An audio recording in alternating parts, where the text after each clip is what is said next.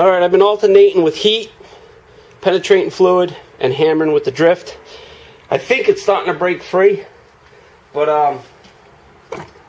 this is what I came up with without having a press. I don't think a press would have. Alright! Holy shit! Well, I don't know about a dust shield. We'll try to straighten it out to get it back in, but there ain't much left to it. But we got this bad Larry out. Look at all the corrosion in there. So I'm going to have to work that and clean that out before I put the new one in. But that's how bad it gets. So that worked. That worked. I'm very happy with this. Holy crap. Wow. Wow. Alright, so we got it out. Now we're going to do the opposite in reverse and put everything back in. The aluminum's really hot, so I got to put it down. Oh, we got it out. So, unfortunately, if you don't have a press, you got to make things work. And it worked, so I'm happy with that. We got it out. Now we can clean it up, get it all nice, and then we'll put the install, get it back together, and get this thing out of here. Alright guys, I'm going to clean it up and I'll bring you back when it's all cleaned up.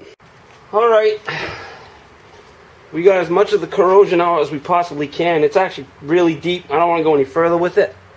I don't want to take too much of the aluminum out. I know it's corrosion, but I don't think these things are supposed to be that sloppy.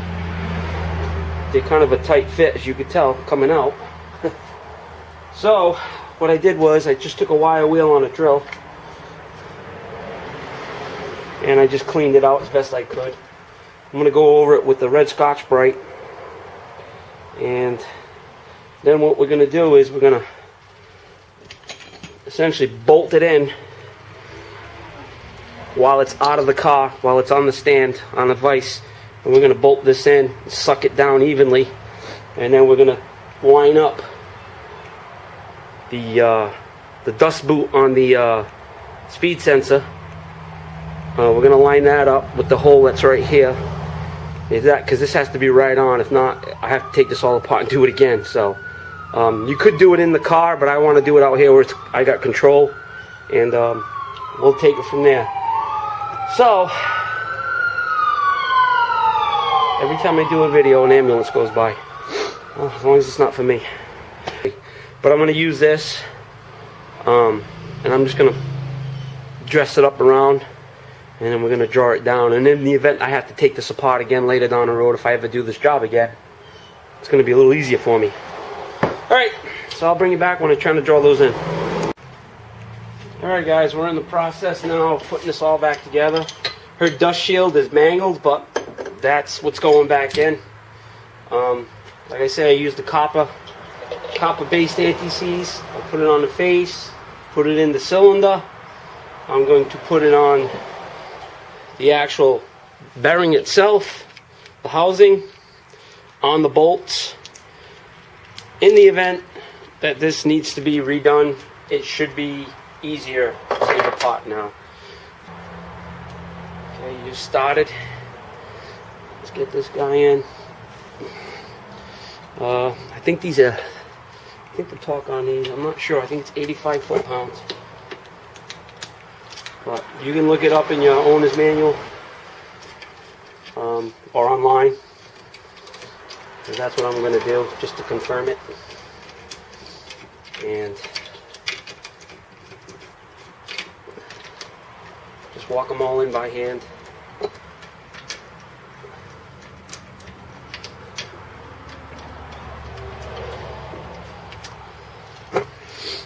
I think this last one right here is going to be a little tricky, because the dust shield's a little bent. I'll just try to use a drill bit, see if I can straighten it out, the back side of a drill bit.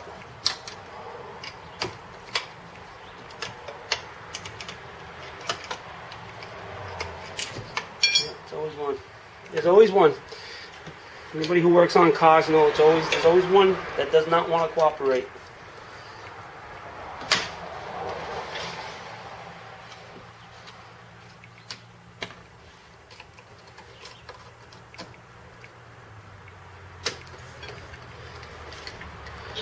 Alright, so we're gonna snug those up, talk them down, and I'll bring you back when we start to get it in the car.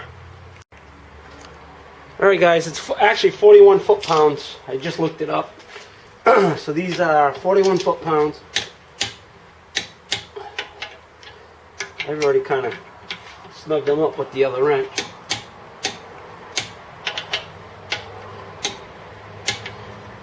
So, oops. That's it. 41 foot-pounds. That's all they take. Alright, we'll just keeping on. Now we're going to try to put this dust boot in. We're supposed to line this thing up. It's supposed to perfectly match this hole. So, I don't know if I'm going to install it on the car and then try to line it up without putting the CV shaft in. But from what I'm seeing here, you have a little bit of tolerance because it's an elongated slot here. But I'm going to try to get this thing right on and line it up as best I can. This might have to come out again. So we're going to do the best we can with what we got. I'm going to use a rubber mallet and we're going to tap it down. You can use a block of wood. I don't know, bearing drive if you have one that big. But we're going to use a rubber mallet and tap it in. Send it home.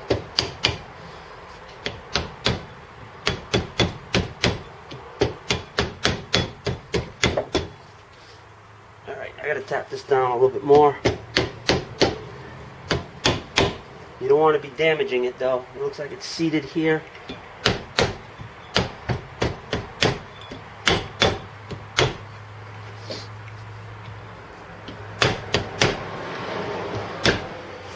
Alright, that looks like it's all the way down, bottomed out, and there you have it. And let's hope that hole's perfect. We'll see. Okay, alright, even before I even bolt it in, I just test fit the speed sensor with the hole. I don't know if the camera's going to pick it up, but I line it up with the bolt hole. I don't know if you can see it. It's right where it's got to be. So, we're good. So we don't have to take this apart and do it again. Alright guys. So that works. Just got to make sure that lines up, because if you don't, you're going to have problems.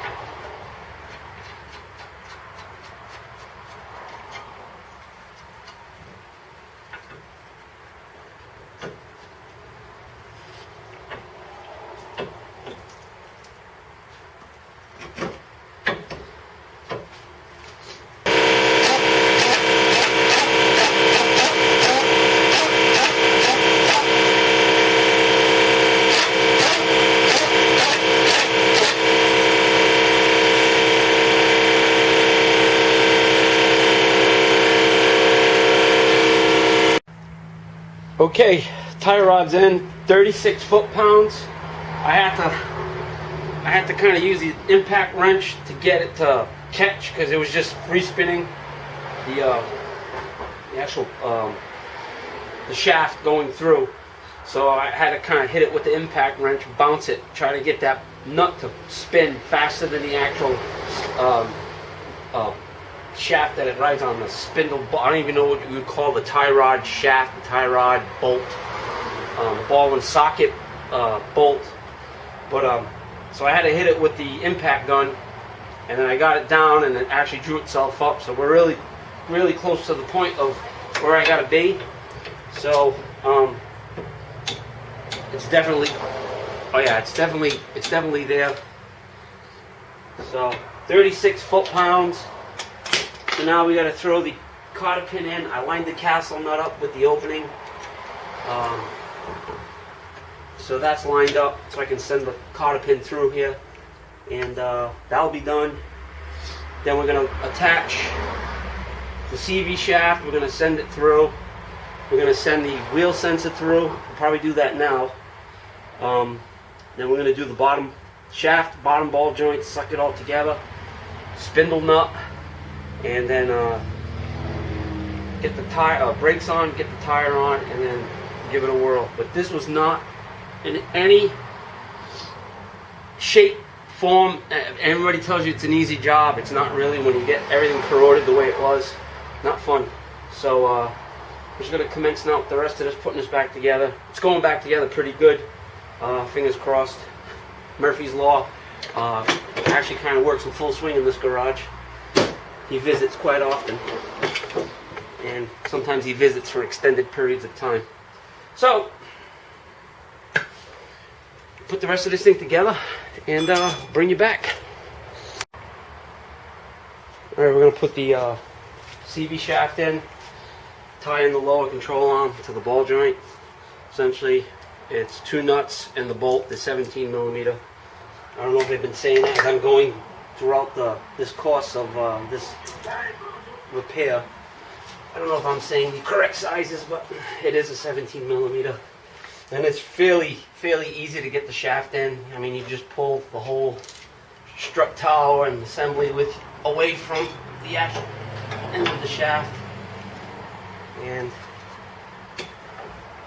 she will find her splines.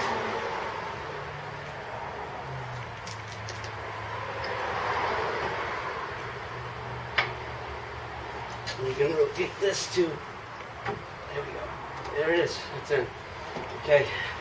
So now we're going to get the ball joint where it's got to be. Light's blinding me. Which is also not too hard. It's in for keeps now.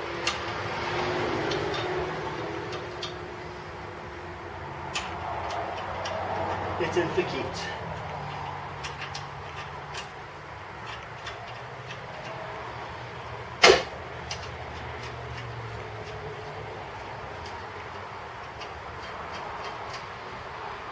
Go. Get the bolt in.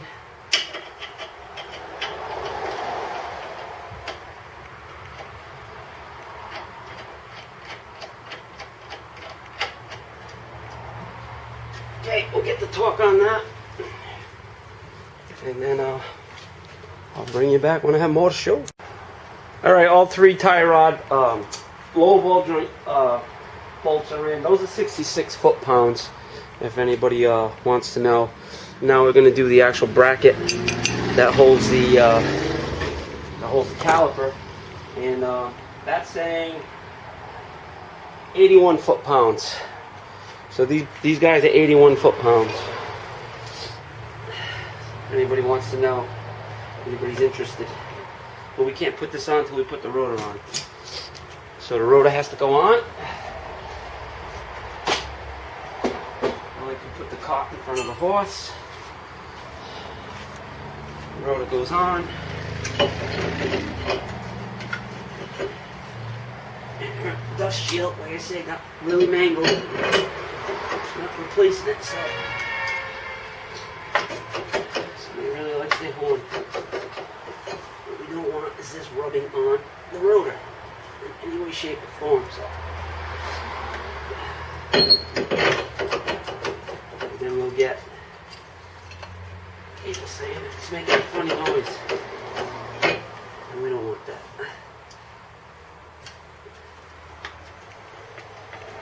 So, there we go. Now we can put this bracket on. And I think we're getting to the end of this wonderful ride. I enjoyed it ever so much. It sure beats working on vintage classic muscle cars. That's sarcasm.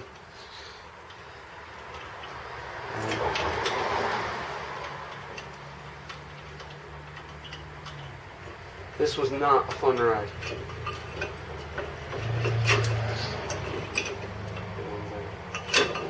It's proven to be difficult the whole way.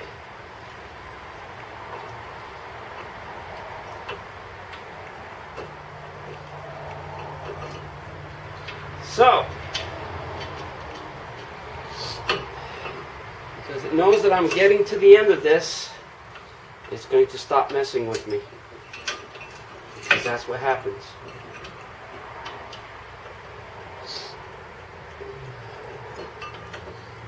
Oh, car, you're showing the YouTube world how much of a jerk you are. Turn this out to me. That way I can see what the hell I'm doing. Go ahead, show the world how much of a jerk you are, Mr. Toyota.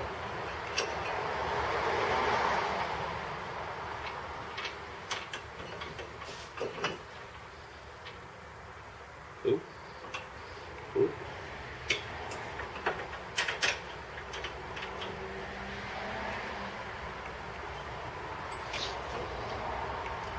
Aha. I called you out. I called you out. Look at you now. I always talk to my cars. Alright, I'm going to tighten that up. Alright, brakes are on. Everything's back on. We're going to put the actual spindle nut on. Like I said, I didn't have, I think it's a 32. So I have an inch and a quarter 12 point. It's a little loose, but it worked. It actually worked.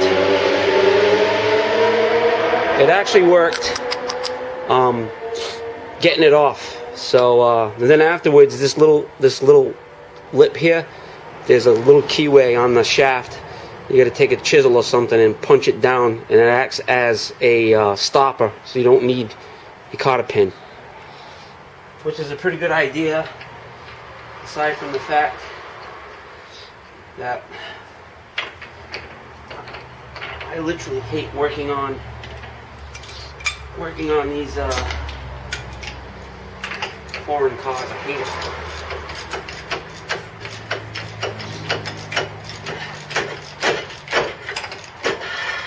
See, that's going to be problematic.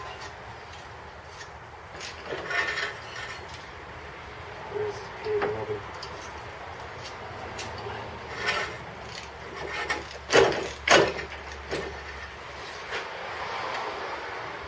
I see it. Right, yeah. There we go. I could, in theory,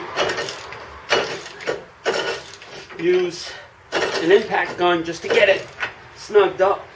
But then you take a chance on going past where you're supposed to be, and you end up putting too much pressure on the bearing, too much preload, and she'll be back again.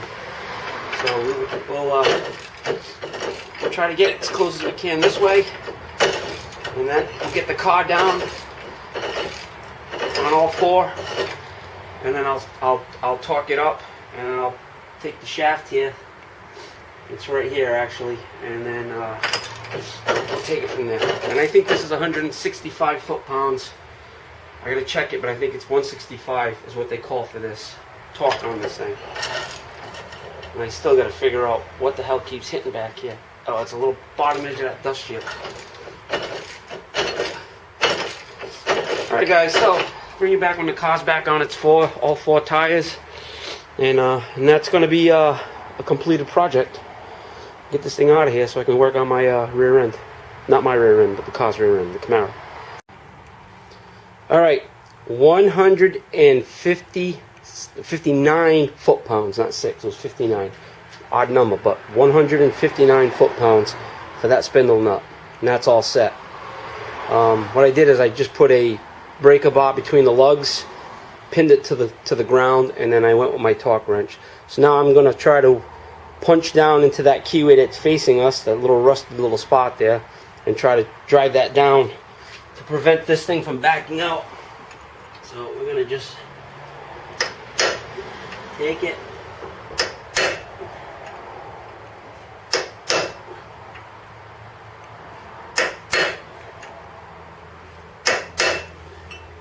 and just punch it down.